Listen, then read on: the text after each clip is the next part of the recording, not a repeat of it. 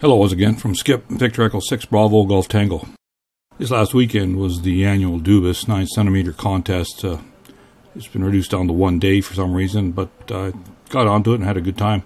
Wasn't going to make an actual video of all this, but I did take some pictures, so here's a short little ditty on what all went on and a few contacts I made.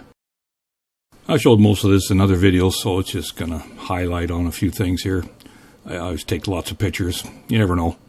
Anyways, after I got the feed all prepared and weather covered up, I went up the elevator again and installed it into the usual feed mount on the dish and hooked up its cables and covered up in plastic. We've got pretty decent weather around here lately, but it can change, so no sense taking any chances.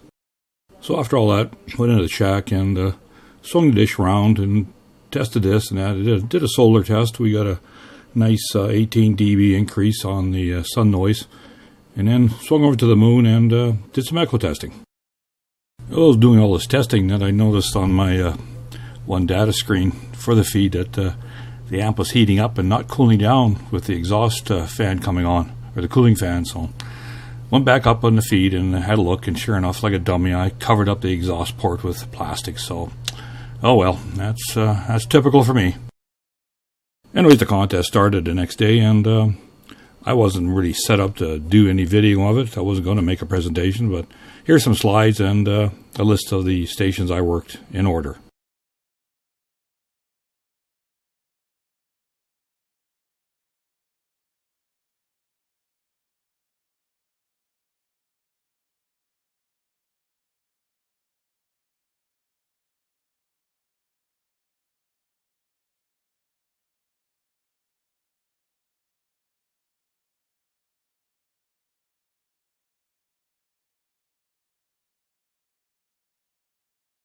So as the moon rose in the sky and the European window closed, I kept tracking the moon as it went across the sky. The dish did hit the upper limit, which is about 66 degrees, a high declination, and I decided I'd track it into the west and try and work VK3 November X-ray in Australia, but he couldn't make it, so that was all there was for this go-around.